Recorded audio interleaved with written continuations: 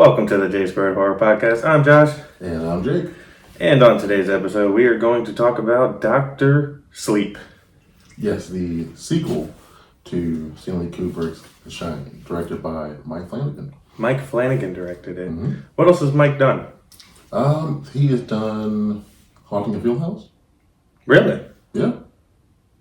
Like the original? No, the one on Netflix. Oh. Yeah. I did not know that. Yeah. Huh. That's really cool. I love that show. I've never seen the show, but... You've never seen The Haunting of Hill House? I've never seen it. I've seen like the trailer. I've never actually watched the show. So Dr. Sleep, full of the Shine, kids, Danny Torrance grown up. Yeah. Man, I'm excited to get into it. I'm excited as well. So, with everything that we talked about in The Shining, Mm-hmm. How do you feel like Dr. Sleep does being a direct sequel to The Shining?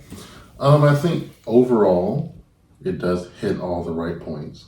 But me personally, it doesn't really feel like a direct sequel until you hit the point where they're going back to the old book.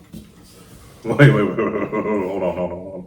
You do not think that Dr. Sleep is a direct sequel until well through 3/4 of the movie. That is correct.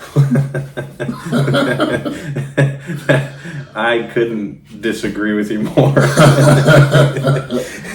Well, I guess I feel that way because with most sequels, whether or not you've seen the first one, Mm-hmm. just like iconic movies, you kind of know quickly into it, okay, this is a sequel to something else. Yeah.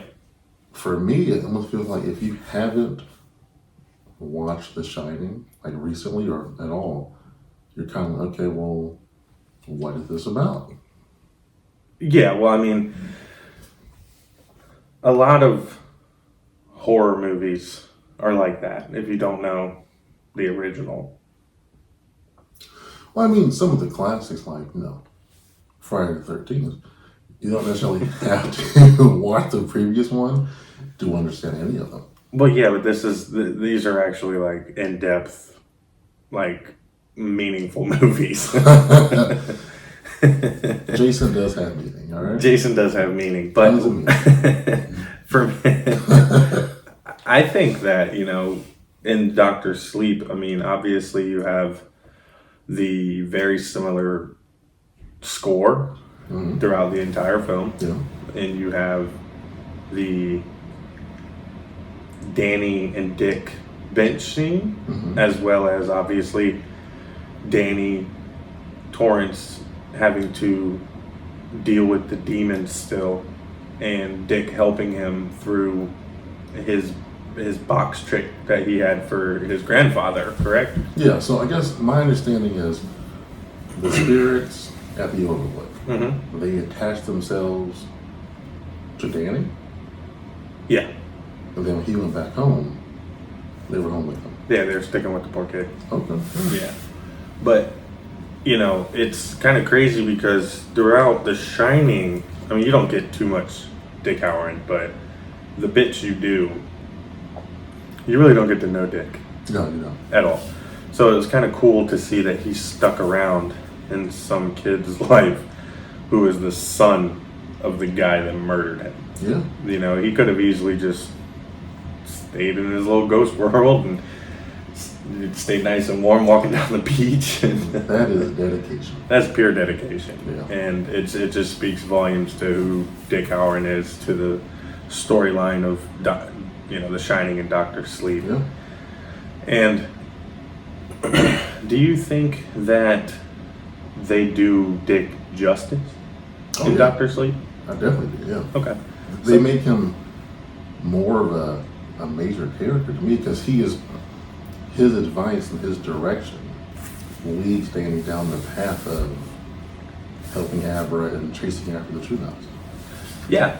I mean, that's definitely later on in the film, but he's throughout the majority of the film helping. Did you feel like the getting to know a little bit of Dick Howard's history, Mm-hmm. as in, Danny's dad was abusive and an alcoholic, and it sounds like Dick's grandfather Mm-hmm. was someone similar who Yeah. he had to eventually lock away in his box. Yeah, I feel like in the fabric of the movie, that kind of means nothing, but it was good to know. No. But that's a very crucial point because as you see with the opening scenes in Dr. Sleep, Dan is a raging alcoholic who probably left some girl dead on her bed who OD'd. Yeah, but I feel like Dick giving him that box when he was a kid, the box has served their purpose. The fact that Dick's grandfather was abusive, I don't see what that means or why that matters, but the box is a good idea, yeah. Yeah, the box has obviously worked for numerous years. Yeah. And letting Danny move past that, but Danny couldn't get past his father. Yeah, well, that's a horrific experience to go through, especially as a 5-year-old. Yeah, I wouldn't know. You would carry that, I mean, I wouldn't either, but you would carry that for the rest of your life, I would assume. Your father chasing behind you, trying to murder you, and the fact that you led him astray in a maze and, in essence, killed him yourself. Yeah, turn him into a popsicle. Yeah. Yeah, that's tough. It is tough. Be tough. So, do you like that Dan Torrance goes down that path? Do you think it was vital to the storyline? I do, because I feel like it takes him down that path of reminiscing about his father, his childhood, his experience at the Overlook, and the years after that. So I feel like obviously that experience and the shine itself kind of led him down that path, but a much larger part was probably his father. Yeah. No, I like that. I think the drinking subsides the shine.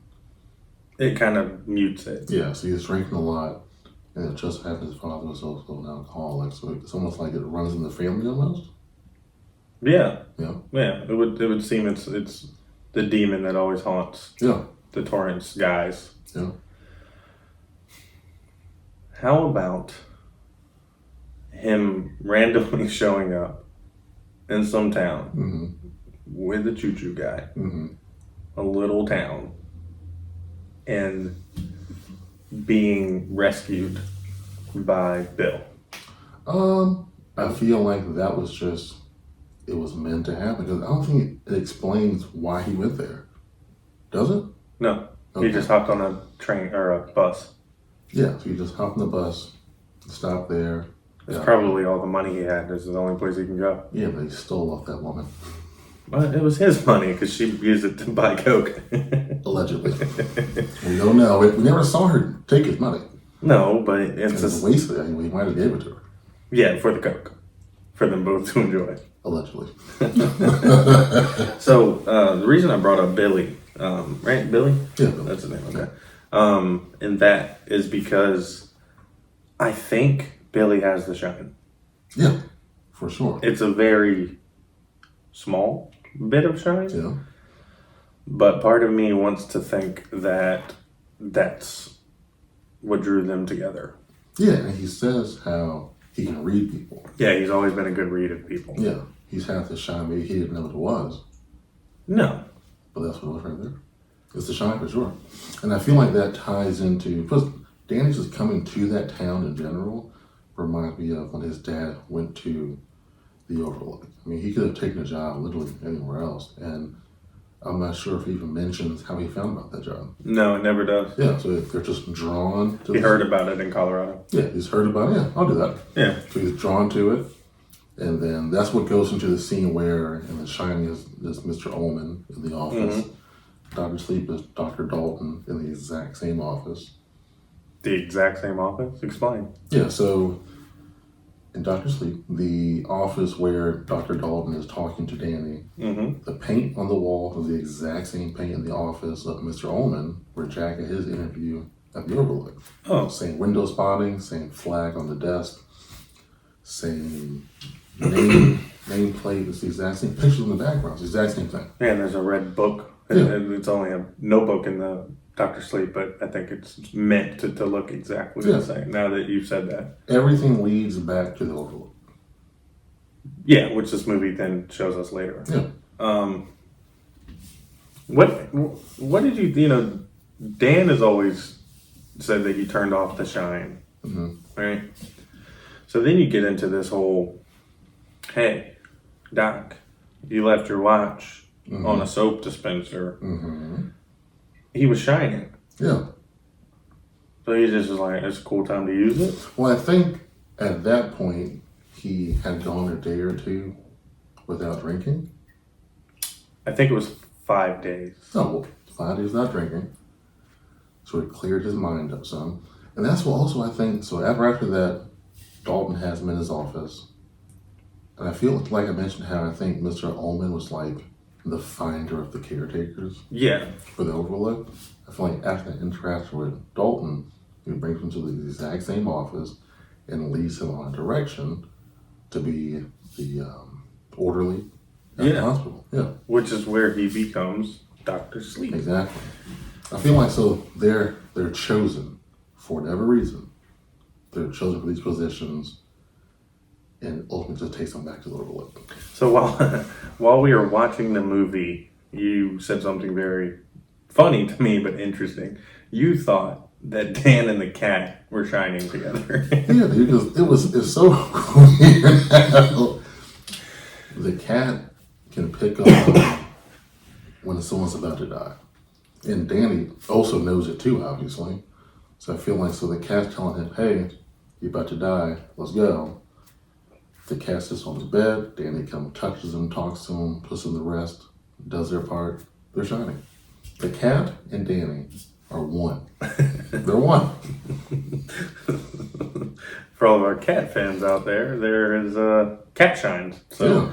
If you ever been sitting with your cat, and all of a sudden the cat knows, like, hey man, this is about to go down. Yeah, it is. You are shining with your cat. I think the litter box needs to be emptied. Oh, I think they just shined with their cat. There you go.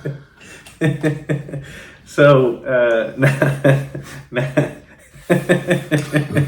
now we can get into let's circle back to Violet and Rose.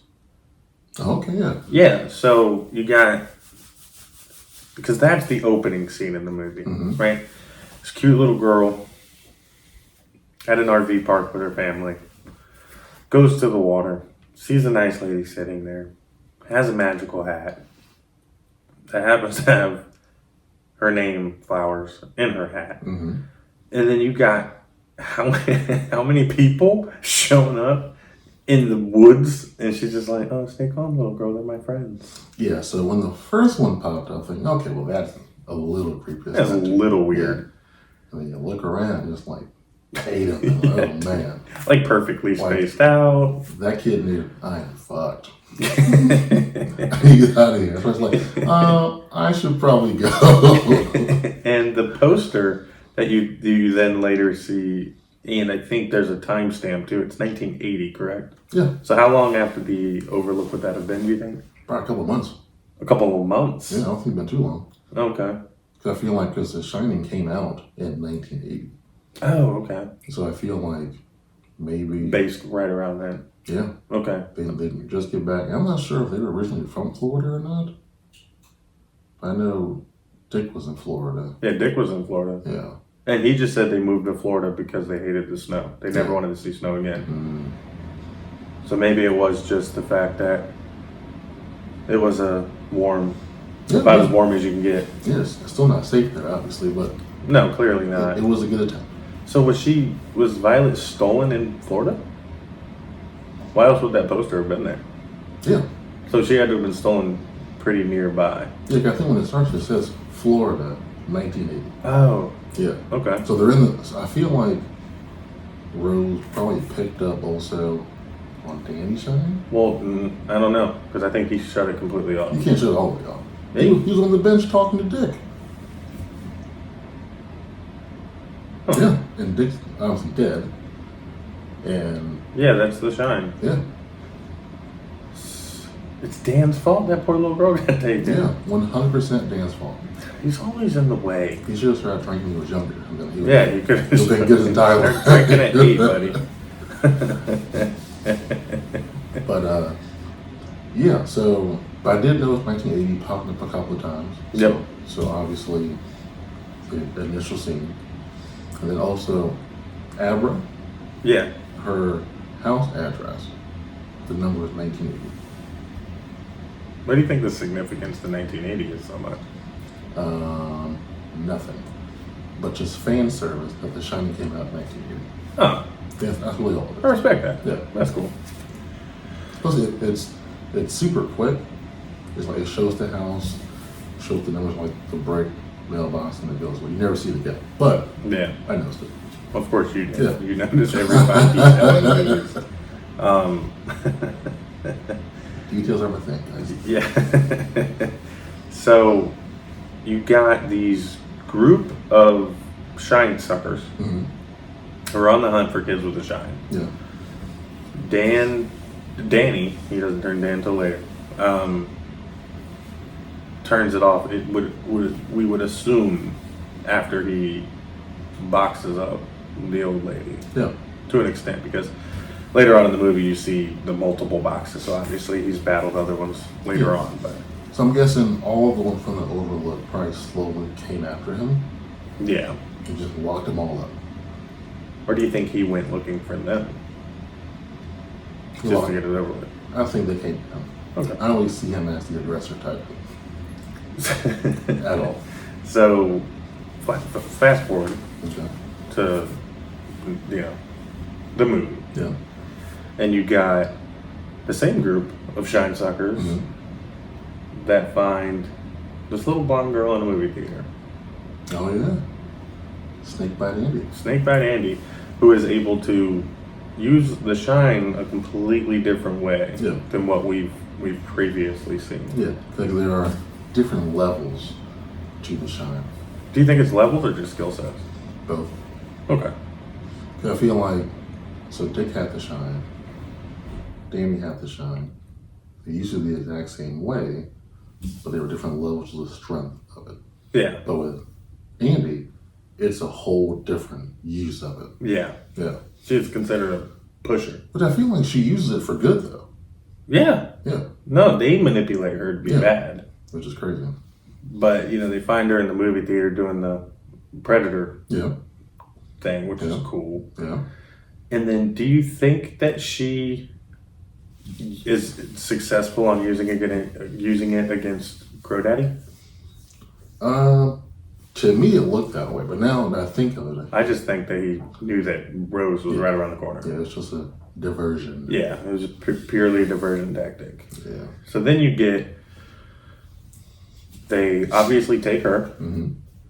Hey, you want to stay young for a while? Yeah, which I feel like, who's going to say no to that? I mean, obviously she utilizes her youth to her favor. Yeah. Even though, obviously traumatic things happened to that poor girl. Yeah. That turned her into Snakebite Andy. But Sure. they go out into a beach. Just kind of lets her lay in her lap. Mm-hmm. It's about to happen. Mm-hmm. She drinks some Scream. I think it was Violet. Mm-hmm. Yeah. And it's excruciatingly painful for her. Yeah, I think she mentions that she dies. In a sense. Yeah. She felt like she was dying, and then Rose, I think, says, "You did." You did, yeah. I guess the human form of her Yeah, they're no longer humans. is dead. They're shine suckers. And now you never age. As long as you get your steam, you're good. Yeah. Do they have an official title, or are we just going to start calling them shine suckers? True nuts. True nuts. True nuts, yeah. That's why I got you here, bud. Yeah. Yes, yeah, I think the true nuts is because I think Grandpa Flick mentions that the speech he gives while they're doing the whole ceremony on her, pretty much about them tying themselves to each other. So Yeah. tying like a knot. Oh, okay. Dan's all grown up. Mm-hmm. We know for sure that there's true knots out there. Mm-hmm. And then you got Abra. Abra starts in the movie as just this adorable little girl at her birthday party, messing with the magician, saying, "Bro, I can do it better." Even just from the beginning, like, she was just such a better kid than Danny was. Oh my gosh. She knows she has the ability. Magic. And she uses the ability rather than hide from it or It's Tony. make an imaginary friend, which is the strangest thing. And what do you think connected Abra to Dan? I feel like I mentioned before, or you mentioned before, there's like a radius of people you know who have the shine too. It would seem like it. She probably just put it out there, connected with Dan. That's why she sent that hello message. Yeah, but that... He responded. That was so random. Yeah. Well, she's a kid too.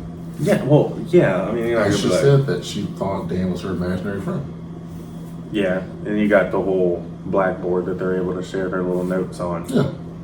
So they're talking for years on this blackboard back and forth because she used her shine, just randomly found Dan. Because she was when she used that first hello when she was like the birthday age. Yeah. And then it fast forwards what, 8 years? I think 7 8 years. Yeah. I think it was 2011 at first.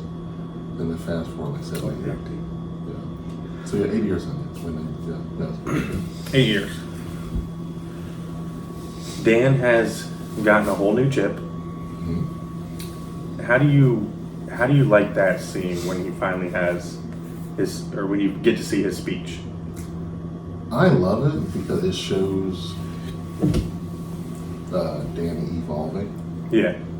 Conquering his issues, getting past. It feels like the whole father thing. And the fact that he mentions Jack about how he once stood there at one point, and after 5 months and everything, and before things took a turn. That's such a subtle way to say what happened. So I feel like it was a good moment for him and for Jack, and the memory of Jack. And it helps to see him in a positive light. Yeah. Versus trying to kill him as a kid. Yeah. I mean, ultimately, I think going through the process of healing, you have to separate the bad and just try to focus on the good. Yeah. No matter how traumatic. Yeah, you do. So now you've got the baseball boy. Right? Yeah. That is a great scene. Dude, you want to talk about... So, I think I mentioned it on... I know we've talked about it before, but the utilization of good young actors and actresses in horror in particular is something that makes or breaks horror films, but when it makes it, it makes it. Oh yeah, I agree. I mean, you got two just... I mean, unfortunately, the baseball boy, you get to see him hit a baseball, walk down the street. When he gets killed, I know it's brutal, people, but this is a horror podcast, all right? It is authentic seeming. I mean, he is just in agony, and the way they all just kind of creep around him and are just purely enjoying that. It's so good. So I read somewhere, so the actor, Jacob Tremblay, the child actor. That's him? Yeah. Oh. Yeah. So him and his father are on set, and so the two of them know how he's going to do the scene, but the adult actors don't know. Oh, really? So, and like they said, what the scene goes on a lot longer than that. A lot of it couldn't use because Rebecca Ferguson, who plays Rose the Hat, couldn't get her lines out. Oh, it was just that brutal. Yeah. Oh wow. It said she was just like stuck. Oh wow. Yeah, because it was that intense, and that when the scene ended, he hops up, high fives his dad, and they go back the next scene. He killed it though. Yeah. Just. Yeah. And also back to the baseball scene. So I noticed that Danny Lloyd, who played Danny Torrance, is in that scene as well. Is he one of the guys talking? Yeah, he's the only guy talking. Oh, he's the one that talking about, this kid can see into the pictures. That's him? Yeah, that's him. No, it's not. That is him. Oh, God. Yeah. That's so cool. That is cool. That's really cool. I love when movies pay homage to the original characters, and that's why Halloween's one of my favorites. But man, in that murder scene of the baseball boy, they're not in close proximity to Abra at all. No. But she feels it. Please help me understand. Yeah, because I feel like the strength of her shine rivals Rose. No, yeah, I mean, I get that. If not more. But it goes to the same thing. Like, it's a... Have they not killed since Violet? Maybe not. Or maybe she had a connection to that boy, or maybe she knew about it. I don't know. I feel like there's no way they haven't killed someone since 1980. Yeah, that's what I'm saying, because they are very hungry in this little couple-month period. Yeah, but when you think about it, 20 years after that, I mean, Amber's not even born yet, still. Yeah. So she doesn't know who they are, never thought about them. But I feel like something triggers her to think about him. Do you think that she's just... yeah, he has the shine too, obviously. Well, yeah, he has the shine, but once again, we go back to my homing beacon theory, yeah. And it shoots it to shit. Because they're nowhere near each other. Yeah, well, the strength of her shine can go, it's like a Doppler. It can go wider out. Yeah. Do you think she was finally getting control of her shine? And starting to realize how almost it's kind of working as the years going on? Because like you said, she outsmarts Danny's shine right out the gate with just the magic. Yeah, but then when her parents see her do that, she has to learn how to control it and hone it in. I feel like she's had control of her shine for quite some time now. But when he gets killed, she almost feels it. Yeah. Like it's happening to her. Yeah. She wakes up screaming. Okay. But that's just like... It's kind of like Danny. Yeah. Exact same thing. That's it. Mind blown. Yeah. That's when you mentioned the radius. He felt it. Yeah. So her shine is so strong. And the kids' shines are so strong that they pick up on the brutality of it. Yeah, but if it's kid to kid, it's super strong. Because I think that maybe they were like super duper hungry, and they maybe went a little more brutal with this murder. They slaughtered this kid. There was something about that that awoken that, because while all that's happening, she not only hones in on the baseball boy, but she smashes red rum into Dan Torrance's chalkboard. Yeah. And kicks him off the bed. Probably scared the shit out of him. No, doesn't he get pushed off the bed? Yeah. In the force? Yeah. So this girl's got some shine, dude. She does. That's why they want her so bad. But I think it's interesting that Pro Daddy wants to, he suggests turning her. Yeah, but Rose would never have that because Rose is more powerful. Yeah. And I think she likes being the most powerful. I think it has a lot to do with the woman thing too. That could be it. Like, because she's got a significant, like all the men in that circle, the women are pretty irrelevant. I mean, they don't even have lines, I'm pretty sure. Samantha? Well, yeah, but she was brought in. I'm talking about like the OG. Well, yeah, I think, do they even talk? No. They're just like background characters cooking burgers and dogs. Yeah. Yeah, they are, aren't they? Yeah, literally. That's all they're doing. They're just background characters for filler, I guess. More exciting kills later. Just here to cook and clean.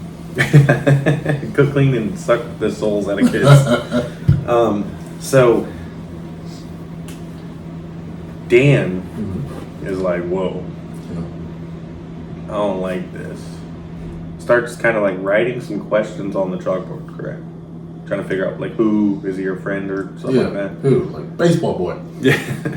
And then thank God for technology, because that little girl goes out on her own in the library and finds out who he is. Yeah. From a missing kid's search. And it's so crazy that she's sitting there, she's reading the thoughts of everyone around the her. Kids around her. Yeah. Hell, can they just do a movie on Abra? I would sign up. Only if they name it Abracadabra. Oh my God. If they don't, I don't want to see it. There's no way her name is Abra. She thinks she has magic. and you don't call it abracadabra. Throughout the whole movie, I'm like, I think that's what they call it. Yeah, it's gotta be. Abracadabra. So, you've got Baseball Boy. Mm-hmm. You've got Red Rum. Mm-hmm. Let's go. Here we go. At that point, you weren't cool with it tying into The Shining either. We're getting there. Get out of here. We're getting there. Get out. We're not even close. We're only halfway, bro. I mean, like little flashbacks of him on his tricycle riding through. I'm saying there's on the floor. Yeah, we know. Oh, okay. Unimpressed, clearly, guys. Yeah, 100% unimpressed. So, all right, we got all of these things happening. The movie's starting to kick off, right? Sure. It's completely kind of shifted vibes. Yeah. It's been subtle the whole movie. Now it's in your face. It's here. Yeah. You've got the connection between Abra. You got the connection with Dan. You got the connection with Rose. You got the connection with the baseball boy. Right. Mm-hmm. Shout out to baseball boy. Little girl is able to utilize what most kids are able to do now, a computer, and figure out, okay, this is him. And she kind of flashes back, and that's when she sees, I call him Lonnie, but his name is Fat something. I know you're talking about. Can't remember his name. Chunky dude. Oh, some of the chunk. No, it's like Fat something. No, I think it's like Barry the Chunk. Oh, I think it is something like that. Or just call him Lonnie for now. We'll just call him Lonnie. Yeah, the Lonnie. Connection. Yeah. With Halloween. No. So then she must be able to. How do you think she figures out where Dan lit? She uses the shine beacon to find him. There's no way that upstairs apartment shed that he's in is listed in the mail. Well, if you remember, she didn't go to his house. No, she finds him in public. Yeah, on the bench where he works at. So I feel like if your shine is that strong, she probably didn't use a computer to get there. It's like trying to find the Dragon Balls. She probably just used her mind. I know where he's at. I know when he works. I know where he's at currently. She can channel and jump in people's minds and stuff. She probably know he's at work. Oh my God, if I leave at this time, I'll catch him at this time. Plus, I don't know how far they are from if you think an hour away. Yeah, I don't think they are very far from each other. I think they're both in New Hampshire. Yeah, definitely the Northwest. Yeah. Or Northeast. Northeast. Northwest. So, it was way off. I was on the other coast. So, here comes a pivotal scene, guys. We got Abra, the new shine. Okay. The raw power. Okay. You got old boy Dan, sobered up, telling people they're dying. Yeah. Right? Whoa, little girl. I don't know about sitting here on a bench with you in today's world. Oh no, it's fine. You're my uncle. Hey, listen, here's what's going on. This little boy died. I need your help. Immediately shuts her down. Dan does what Dan does Not best. doing that. Tries to tuck tail and hide. Yeah, fear. Pure fear. Yeah, the shine is dangerous. Don't ever use it. Never talk to me again. Get back on the bus and get the fuck out of here. So just never come back. Yeah, ever. I'm not your uncle. Whoever's chasing you, well, let it be. And then, who shows up? Dick. My man Dick. Yeah. He shows up and is like, listen, you dumbass. Yeah. If you don't help this girl, all of this has been in vain. Pretty much. Dude, your dad killed me. You owe me. Yeah, I'm pulling that card I'm pulling finally. the card right now. After 40 years, you owe me. Help her out. I got brutally murdered. Yeah. And you're not going to go help this little girl catch some soul suckers? He said, this is my last time visiting you too, so don't let me down. Figure your shit out. Yeah. Nobody cares about that chip in your pocket. Go help something He's real. He's like, oh, fuck. Okay, I will help. All right. So we got the help. Mm-hmm. Dan just gets up, goes downstairs, knock, knock, knock. Hey, buddy, you're not going to believe anything I'm about to tell you, but you my ride or die. You going to ride and die. That's true friendship. Broship at its The finest. fact that he drove to Iowa, Yeah. they do a lot of driving in this movie, by the way. Hey, in A a lot what? of In a driving. what? Early 2000s Toyota Camry, baby. Shout out to the Camry. Shout out the Camrys, baby. So, and what's so crazy to me that he is like, all right, let's do it. yeah, let me just sit in the passenger seat and sleep. Can you imagine? So they're driving there, telling, hey man, so we're going to Iowa. We're going to dig up a dead kid. Okay? There's a chick telling me you can't see her. Not a chick, a little girl. A little child telling me there's a dead kid somewhere else. We're driving all the way there. We're going to dig this kid up, and then at that point, we're going to do what? So my thinking is, I think I'm a good friend. Yeah. Like overall. Yeah, I agree. In that situation, I'm like, all right, just let me just look at the facts real quick. You show up on a bus. You're an alcoholic. Yeah. You've obviously had a rough past. Mm-hmm. You want me to drive to Iowa with you because some magical little connection with people told you that this little kid got murdered. I'm gonna hop in the car and roll with you. I'm calling the cops. Yeah. I'm like, I found a serial killer. He kills kids. And they're buried in Iowa. Something about a baseball glove. I really like to think I'm a good friend, but in that instance, I'm snitching. Yeah, that's insane. And my initial thought was, so they got there, they dig the kid up, and then they call the police. No, They just bury him. Okay, we know he's here. No, so, let's go. So it's like, it's the to me that kind of awkward hunting story. Yeah, man, I shot this deer. It ran. It hid. 5 days later, I found it. Yeah, That's the exact same smell. All I asked was, "Can you smell that?" Just, dude, doesn't it stink? Just say yes. Let's continue on. So you got that waste of 5 minutes of film. Yeah, dude, where's this going? But it weirdly connects it because then Dad knows that he has hunting rifles, which they then use later. Yeah, but in my mind, I just see Danny asking that. Billy's saying, "This smells nothing like that." Yeah, what do you? No. Is that what you talking about? Yeah.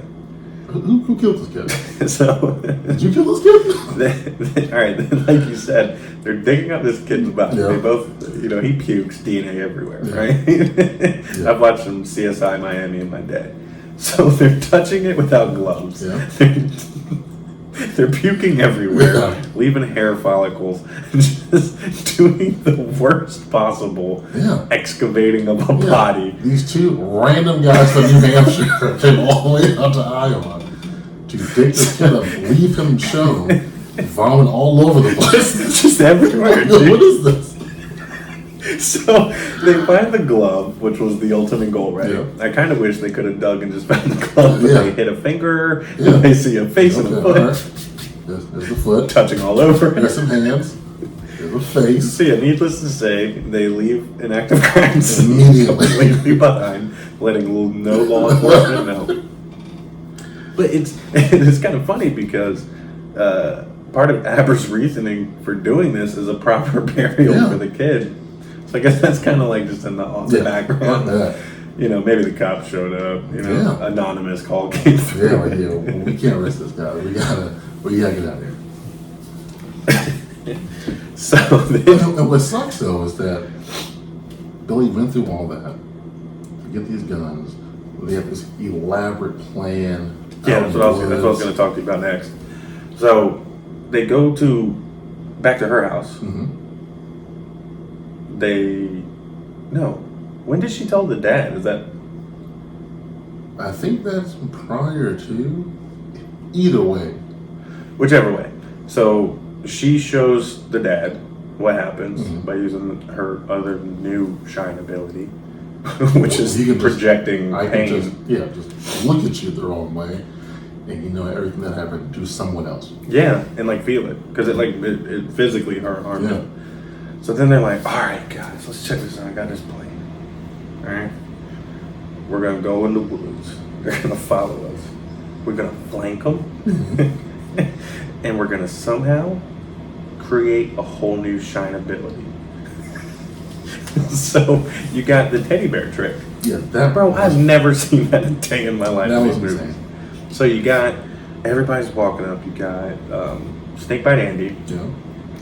And go to sleep. Go to sleep. She had her hands on her. So you obviously feel human-esque. Yeah. So that means that she was able to get in the minds of all of them at the same time and convince them that what they're seeing and feeling is her. It's a teddy bunny. And if that is the case, you could have just killed them. I feel like without risking the lives. Yeah, you could have done a snake by hand. Yeah. You could have done a snake by hand. You're all going to shoot each other. Boom, boom, boom, boom, boom, done. Now we're done. Let's go. Yeah. Nope. Here we go. We got Dan, who I've never seen use a gun before, popping suckers off. Yeah.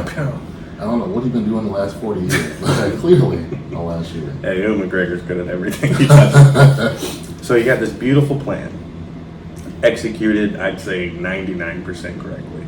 Yeah. Until what? Until unfortunately. The saddest part of the freaking movie. Billy is not good with taking directions. He's hell-bent on... He saw what they did to that kid. Okay. So he's beyond logic. He's like, you're dead, and I'm gonna be the one that looks in your eyes when I kill you. Little does he know. Yeah, you shot her in the neck. Let her bleed out. Let her bleed out from a distance. Cover your ears.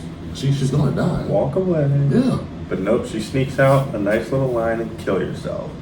And without hesitation, the director just Kurt Cobain. Just silly, unfortunately. Dude, and so you have this this character build-up that's happened throughout the entire film. Mm-hmm. This friendship, beautiful, obviously. Yeah.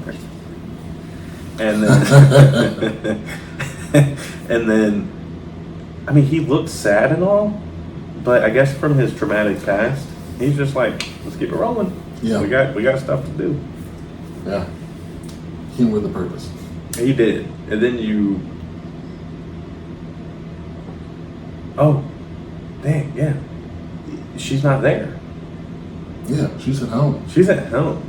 Her dad murdered. How? He got stabbed in the chest. Michael Myers style, baby. Butcher knife to the chest, baby. I mean, well, it was... We will discuss it another time. So, yeah. We got the beautiful play outplayed with a loss. It's like almost like you may have won the battle, but I won the war type moment. Well, I feel like all he did was just go to their house. The dad probably turned. He was quicker. He stabbed him. And Amber's so in the zone. I feel like at that point she's done though. Well, everyone's being killed and you just snap out of it and carry on with the plan. She's just still sitting there, meditating, doing what she has to do. She's trying to console Dan. Dan will be fine. I don't know. You got to worry about him.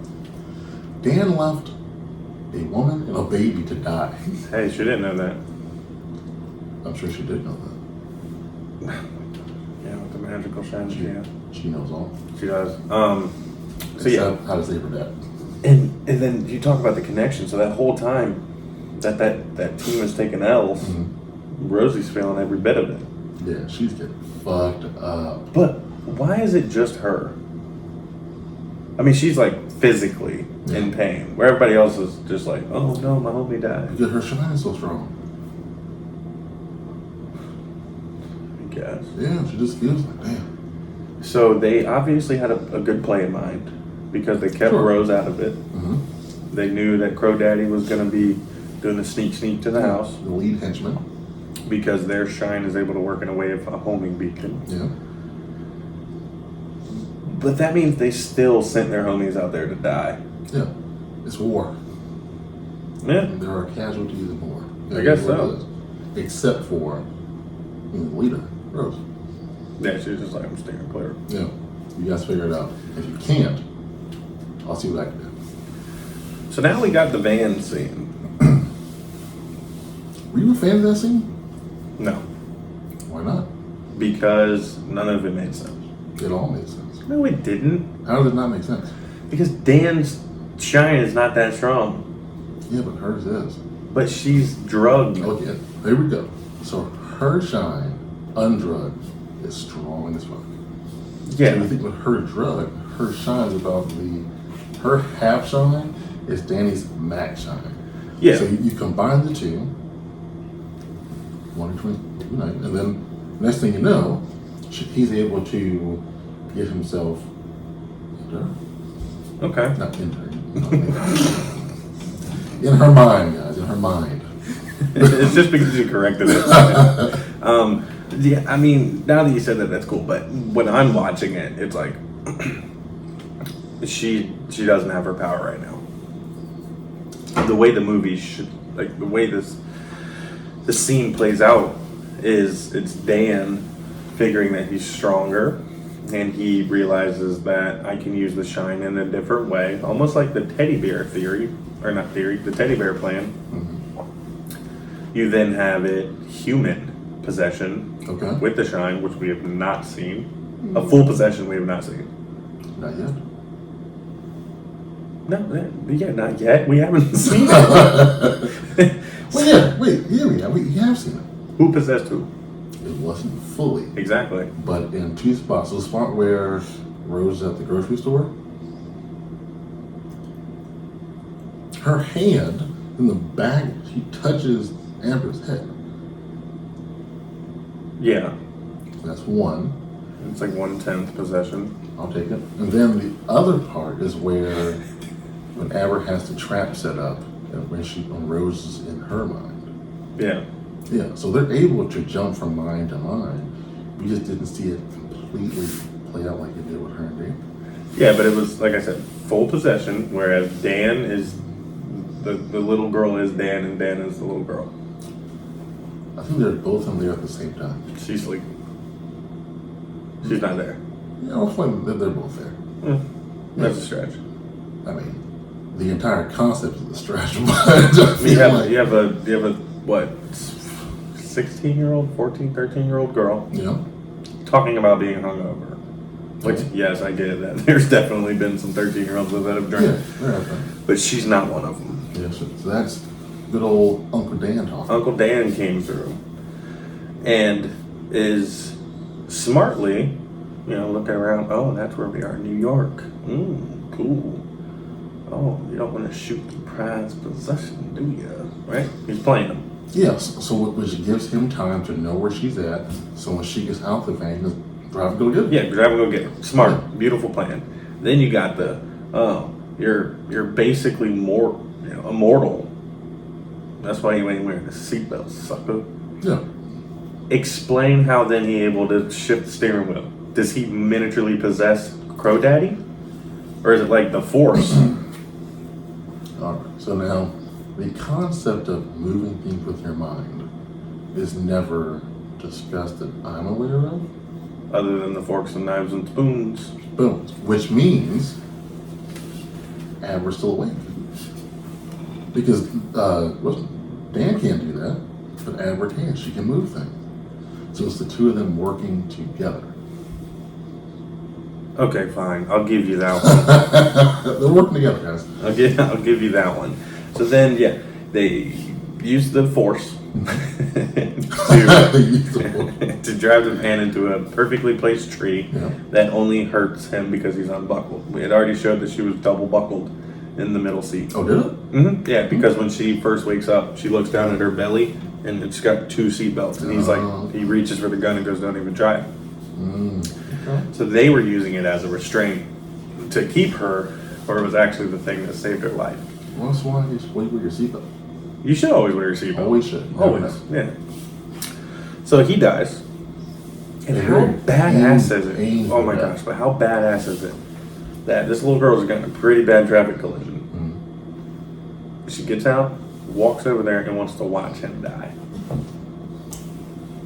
That is pretty intense. She's a badass little girl. Yeah, they killed her dad. Did she know? Because she got put right to sleep. She was still in full meditation. Yeah, she does. Remember? Because her dad told her. After driving. Oh, yeah. Yeah. Sorry about your dad or something like that. So she knows her dad's dead. And not to mention the brutality of the baseball boy. Yeah. Once again, shout out to baseball boy. Yeah. Tough loss. Pivotal 5-minute character. Tough loss. All right, Jake, I'm going to let you take this one. All right, so now we are finally transitioning into the sequel, The Shining. The whole movie has been the sequel. We are on our way back to the Overlook. And this really picks up. Because you see, they get there, Danny's whole plan is, so we're going to go in, I'm going to wake the building up because they know me, coming back home. and we're gonna lure Rose the Hat in here and just pretty much unleash the hotel upon her.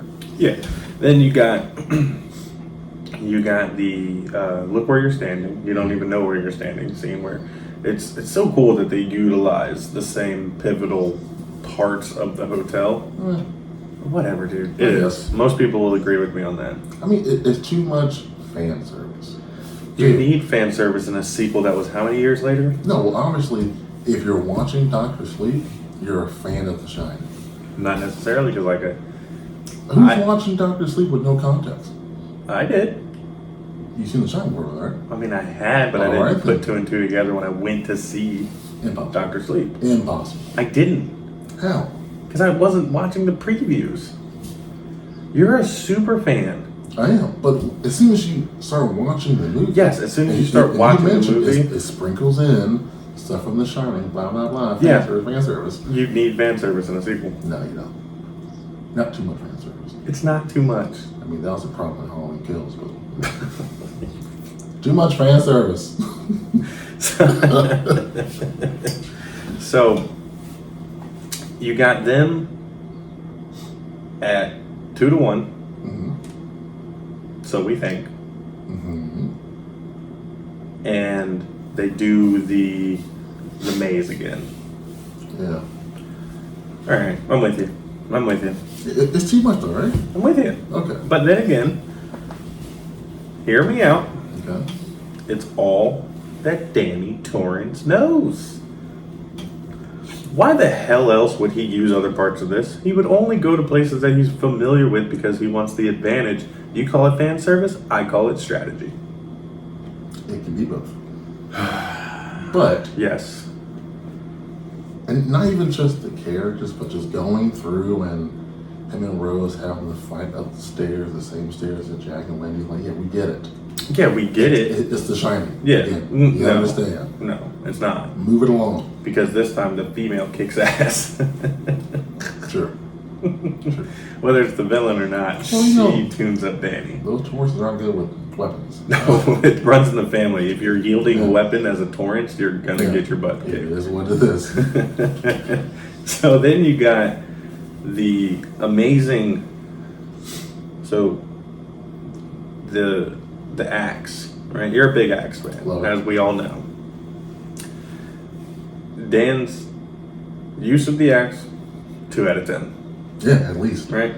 So, obviously, Rose just shotgunned some shine and is on roid rage right now. Yeah. Right? Yeah. So, she stops the blow, right? With, almost catches... It gets her good. Yeah.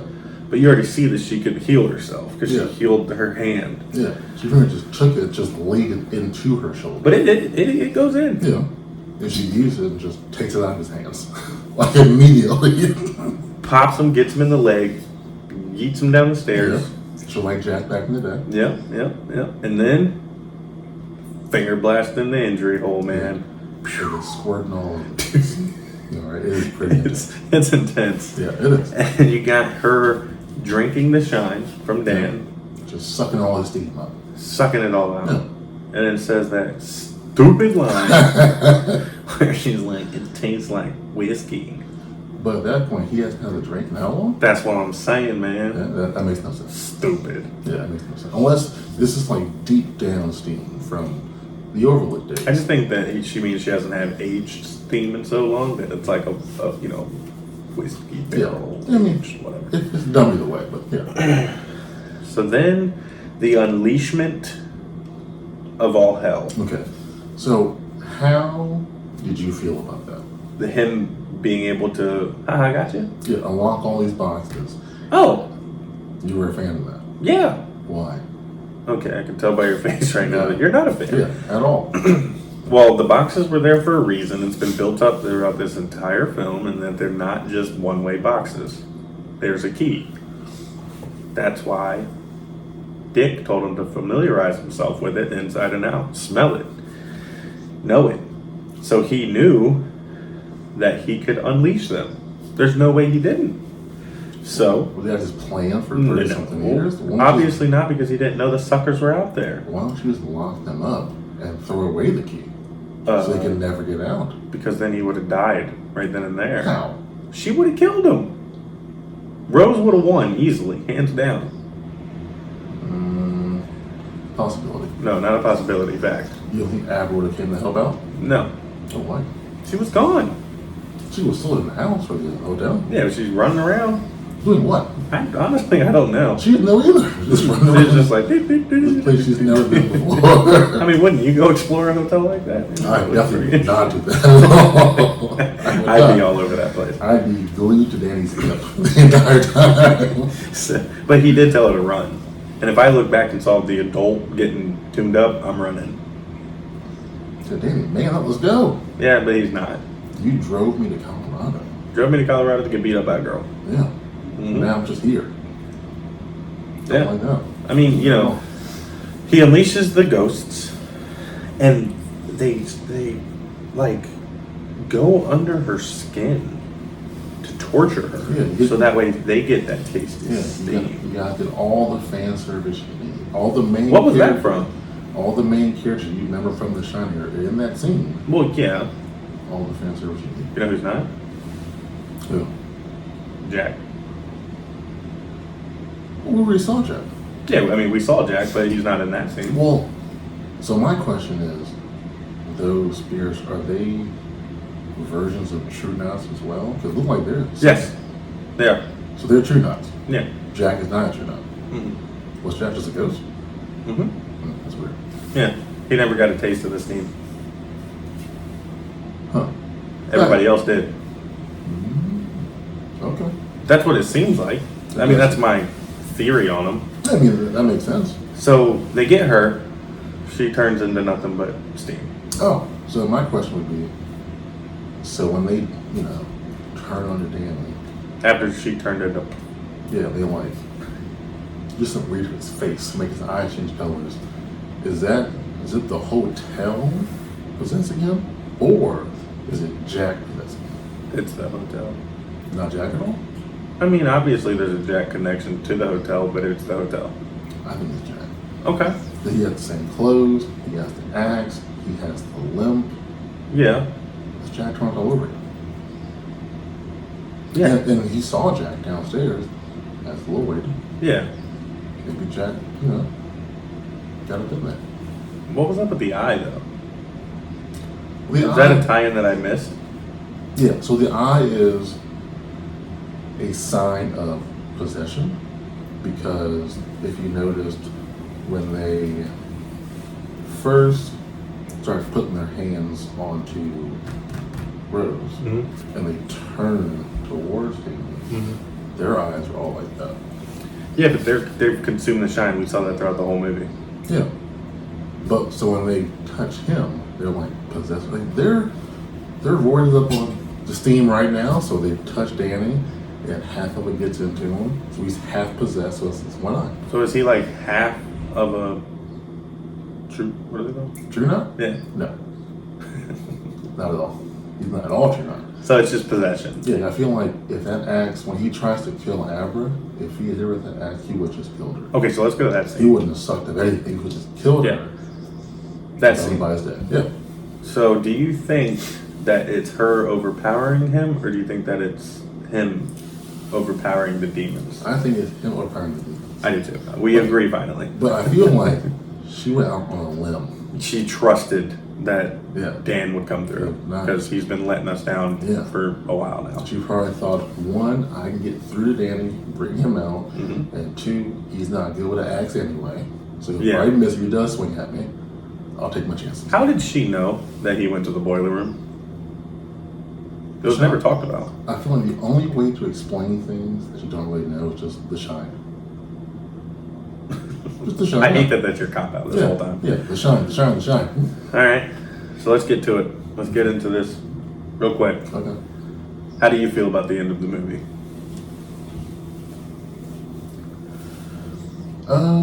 Let's see. End of the movie. We're back at Abra's house. Dan's there. Rewind a little bit. The last part in the hotel. What Dan has to do. What, go down to the boiler? Mhm. And do what? Well, it's already on. Yeah, but what's he got to do? Not turn it off. And? Die. Uh-huh. Yeah, that was his point. That was his destiny. And that's why he says, this is where I was supposed to be. Earlier, he's talking to Abra. She's like, hey, let's go. We can both leave. He's like, no, you run. I'm where I'm supposed to be. He knew what was going on. Okay. So go ahead. End of the movie. The movie ended exactly how it should have ended. And I'm okay with it. I'm okay with Danny dying. Because the Torrance man and the Overlook, hey man, you're fine. It's your destiny. It is what it is. So in the back at Amber's house, yeah, he's now obviously the new DeCallan. That's pretty good. I enjoyed that. Now the one thing that may or may not make sense to some people is the fact that the lady in the bathtub is still around. Bro. That is the dumbest shit they could have done.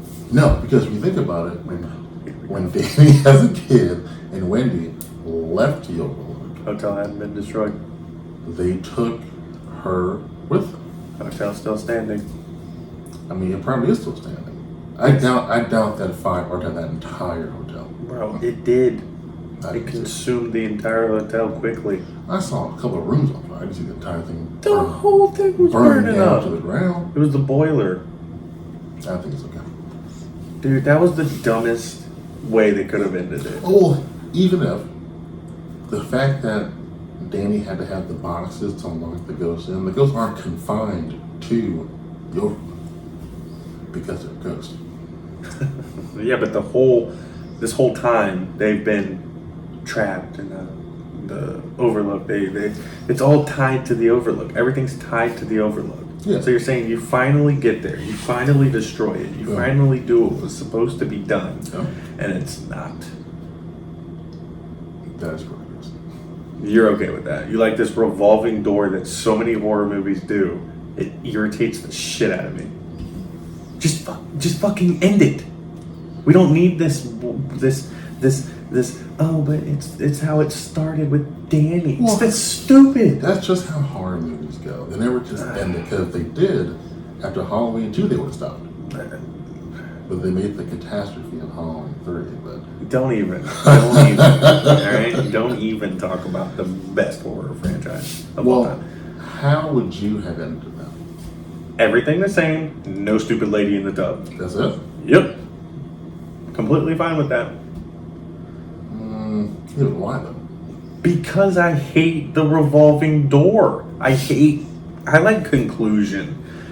Movies to me get ruined by endings, and we'll dive into this a lot more on other episodes. Well, this movie was not ruined by its ending. Don't get me wrong. Okay, good. But I hate that they do this. It's never done. Just come on, people. Yeah, that's how The Shining ended. Yeah, but The Shining, we now have a sequel. I'm Yeah. cool with that. Yeah. Are we gonna have a third one? If we need one. What happens when third ones happen? You just said it earlier. It doesn't go the best route, unless we're referring to Friday the 13th Part 3. No, stop it. That's a That is not it. That is not it. That is not it. In Part 3, this is magic. Oh my gosh. But I feel like ending it that way with the lady in the bathtub, just a little more fan service too. Oh, there we go. I mean, but it wasn't the worst ending. It's not the worst ending. All right, what's your overall rating? On a scale from 1 to 10. Yep. It's a 9.5. 9.5? 9.5, yeah. All right, sweet. I come in at 8.5. 8.5. Yep. Is it because of the ending? The ending's a big part of it, and then also some of the just unexplainable shine stuff that just is allowed to happen. Yeah, but because it's the shine. Yeah, I know, but exactly. That's why it's an 8.5 for me. You can explain the shine. But if you have a 2-hour and almost 40-minute movie about the shine, just dive in a little. Dick could have came in and been like, all right, here, we can do this, this, and this. Yeah, I've been doing it for years. You know, which is why I said, not really the sequel. They get back to the old one. But yeah, sure. It's a sequel the whole time. It hints at it. Anything else you want to add about Dr. Sleep? No, I feel like you summed it all up. Yeah, that was fun. Yeah, that was. This was a very fun episode because we finally got to disagree on some stuff. Yeah, I feel like the good thing, I will say this about the Let Doctor Sleep is it gives you more characters. Yes. So more things to attach yourself to versus The Shining. Yeah, I mean, The Shining, not to short, not to say The Shining was bad or anything, because it obviously withholds the true test of time. Yeah. But it is a lot easier to rewatch Doctor Sleep multiple times. Yeah. Because there's so many things that we probably didn't even pick on when we just watched it. Sure. But yeah, that was fun, guys. Yeah. Please let us know what you guys think. Yeah, give any types of comments, feedback, anything that you observed while you watched it that you think we missed, anything we're wrong about, let us know. Yeah, like, subscribe, follow along. On our Instagram, J Squared Horror Podcast. That's hard to say now. We do have a link tree. It has all of our viewing platforms. We're on YouTube, Spotify, Google, and Anchor.